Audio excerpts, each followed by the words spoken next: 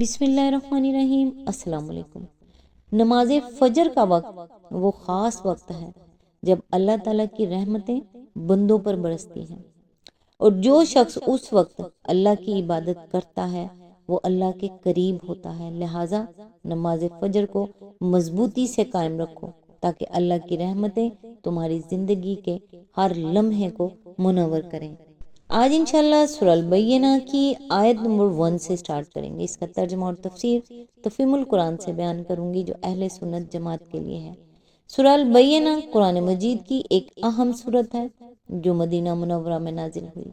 اس سورت میں اہل کتاب یہود و نصارہ اور مشرکین کے بارے میں بیان کیا گیا ہے کہ وہ اس وقت تک اپنے غلط عقائد سے باز آنے والے نہیں تھے جب تک ان کے پاس واضح دلیل نہ آ جاتی۔ پھر اللہ تعالیٰ نے حضرت محمد مصطفیٰ صلی اللہ علیہ وآلہ وسلم کو حق کے ساتھ بھیجا جو اللہ کی پاک کتاب یعنی قرآن مجید کی تلاوت کرتے ہیں، اور یہی واضح دلیل البینہ ہے۔ اس صورت میں بتایا گیا ہے کہ جو لوگ ایمان لائے اور نیک اعمال کرتے رہے وہ بہترین مخلوق ہیں، اور ان کے لیے اللہ کے ہاں ہمیشہ رہنے والی جنتیں ہیں، اور جو لوگ کفر اور حق کے انکار پر قائم رہے وہ بدترین مخلوق ہیں، اور ان کے لیے جہنم کا عذاب ہے۔ اس صورت کا مرکزی پیغام یہ ہے کہ انسان کو حق بات مان لینی چاہیے جب اس کے پاس واضح دلیل آ جائے، اور نجات صرف ایمان اور نیک اعمال میں ہے۔ اللہ تعالیٰ کی سچی عبادت اخلاص کے ساتھ نماز قائم کرنا اور زکوٰۃ دینا دین اسلام کی اہم تعلیمات ہیں۔ تو آئیے سٹارٹ کرتے ہیں سورہ البینہ کی آیت نمبر 1 سے۔ اعوذ باللہ من الشیطان الرجیم، بسم اللہ الرحمن الرحیم۔ اہل کتاب اور مشرکین میں سے جو لوگ کافر تھے وہ اپنے کفر سے باز آنے والے نہ تھے جب تک کہ ان کے پاس دلیل روشن نہ آ جائے۔ اس کی تفسیر ہے، کفر میں مشترک ہونے کے باوجود ان دونوں گروہوں کو دو الگ الگ ناموں سے یاد کیا گیا ہے۔ اہل کتاب سے مراد وہ لوگ ہیں جن کے پاس پہلے انبیاء کی لائی ہوئی کتابوں میں سے کوئی کتاب خواہ تحریف شدہ شکل ہی میں صحیح موجود تھی اور وہ اسے مانتے بھی تھے، اور مشرکین سے مراد وہ لوگ ہیں جو کسی نبی کے پیروکار اور کسی کتاب کے ماننے والے نہ تھے۔ قرآن مجید میں اگرچہ اہل کتاب کے شرک کا ذکر بہت سے مقامات پر کیا گیا ہے، مثلا عیسائیوں کے متعلق فرمایا گیا ہے کہ وہ کہتے ہیں اللہ 3 خداؤں میں سے ایک ہے، سورہ المائدہ آیت نمبر 73، اور وہ مسیحی کو خدا کہتے ہیں، المائدہ آیت نمبر 17۔ وہ مسیح کو خدا کا بیٹا قرار دیتے ہیں، سورہ توبہ آیت نمبر 30۔ اور یہود کے متعلق فرمایا گیا ہے کہ وہ عزیز کو خدا کا بیٹا کہتے ہیں، سورہ توبہ آیت نمبر 30۔ لیکن اس کے باوجود قرآن میں کہیں ان کے لیے مشرک کی اصطلاح استعمال نہیں کی گئی، بلکہ ان کا ذکر اہل کتاب یا الذین اوتوا الکتاب جن کو کتاب دی گئی تھی یا یہود اور نصارہ کے الفاظ سے کیا گیا ہے، کیونکہ وہ دین توحید ہی کو مانتے تھے اور پھر شرک کرتے تھے، بخلاف اس کے غیر اہل کتاب کے لیے مشرک کا لفظ بطور اصطلاح استعمال کیا گیا ہے کیونکہ وہ اصل دین شرک ہی کو قرار دیتے تھے اور توحید کے ماننے سے ان کو قطعی انکار تھا۔ یہ فرق ان دونوں گروہوں کے درمیان صرف اصطلاحی میں نہیں بلکہ شریعت کے احکام میں بھی ہے۔ اہل کتاب کا ذبیحہ مسلمانوں کے لیے حلال کیا گیا ہے اگر وہ اللہ کا نام لے کر حلال جانور کو صحیح طریقے سے ذبح کریں، اور ان کی عورتوں سے نکاح کی اجازت دی گئی ہے۔ اس کے برعکس مشرکین کا نہ ذبیحہ حلال ہے اور نہ ان کی عورتوں سے نکاح حلال ہے۔ اس آیت کے ضمن میں آگے فرمایا، یہاں کفر اپنے وسیع معنوں میں استعمال کیا گیا ہے جن میں کافرانہ رویے کے مختلف صورتیں شامل ہیں۔ مثلا کوئی اس معنی میں کافر تھا کہ سرے سے اللہ ہی کو نہ مانتا تھا، کوئی اللہ کو مانتا تھا مگر اسے واحد معبود نہ مانتا تھا بلکہ خدا کی ذات یا خدائی کی صفات وہ اختیارات میں کسی نہ کسی طور پر دوسروں کو شریک ٹھہرا کر ان کی عبادت بھی کرتا تھا۔ کوئی اللہ کی وحدانیت بھی مانتا تھا مگر اس کے باوجود کسی نوعیت کا شرک بھی کرتا تھا۔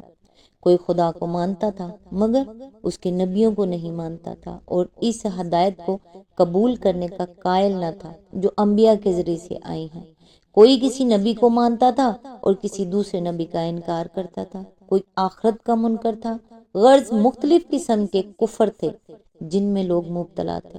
اور یہ جو فرمایا کہ اہل کتاب اور مشرکین میں سے جو لوگ کافر تھے، اس کا مطلب یہ نہیں ہے کہ ان میں سے کچھ لوگ کفر میں مبتلا نہ تھے، بلکہ مطلب یہ ہے کہ کفر میں مبتلا ہونے والے دو گروہ تھے، ایک اہل کتاب، دوسرے مشرکین۔ یہاں من تبعیض کے لیے نہیں بلکہ بیان کے لیے ہے، جس طرح سورہ حج آیت نمبر 30 میں فرمایا گیا فَاجْتَنِبُوا الرِّجْسَ مِنَ الْأَوْثَانِ۔ اس کا مطلب یہ ہے کہ بتوں کی گندگی سے بچو، نہ یہ کہ بتوں میں جو گندگی ہے اس سے بچو۔ اسی طرح الذین کفروا من اہل الکتاب والمشرکین کا مطلب بھی یہ ہے کہ کفر کرنے والے جو اہل کتاب اور مشرکین میں سے ہیں، نہ یہ کہ ان دونوں گروہوں میں سے جو لوگ کفر کرنے والے ہیں۔ اس آیت کے ضمن میں آگے فرمایا یعنی ان کے اس حالت کفر سے نکلنے کی کوئی صورت اس کے سوا نہ تھی کہ ایک دلیل روشن آ کر انہیں کفر کی ہر صورت کا غلط اور خلاف حق ہونا سمجھائے اور راہ راست کو واضح اور مدلل طریقے سے ان کے سامنے پیش کر دے۔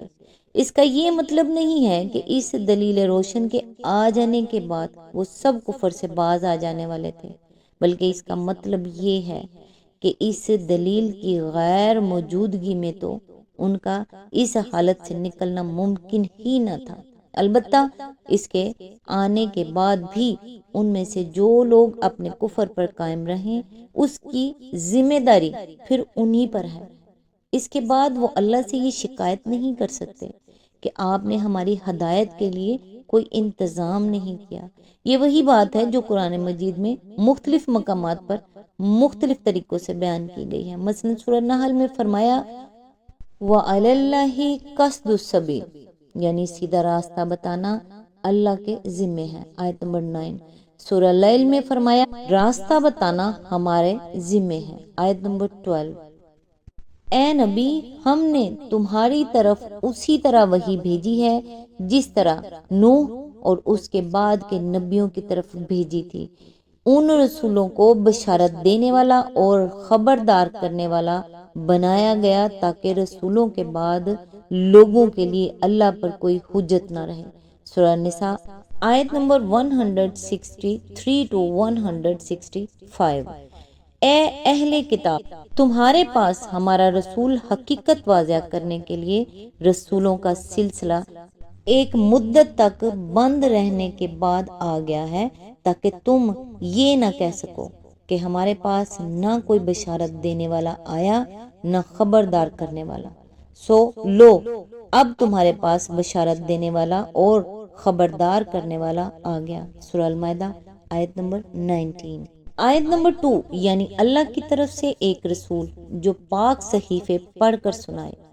اس کی تفسیر ہے یہاں رسول اللہ صلی اللہ علیہ وآلہ وسلم کی بذات خود ایک دلیل روشن کہا گیا ہے، اس لیے کہ آپ کی نبوت سے پہلے کی اور بعد کی زندگی آپ کا امی ہونے کے باوجود قرآن جیسی کتاب پیش کرنا، آپ کی تعلیم اور صحبت کے اثر سے ایمان لانے والوں کی زندگیوں میں غیر معمولی انقلاب رونما ہو جانا، آپ کا بالکل معقول عقائد، نہایت ستھری عبادات، کمال درجے کے پاکیزہ اخلاق اور انسانی زندگی کے لیے بہترین اصول و احکام کی تعلیم دینا، آپ کے قول اور عمل میں پوری مطابقت کا پایا جانا اور آپ کا ہر قسم کی مزاحمتوں اور مخالفتوں کے مقابلے میں انتہائی اولو العزمی کے ساتھ اپنی دعوت پر ثابت قدم رہنا، یہ ساری باتیں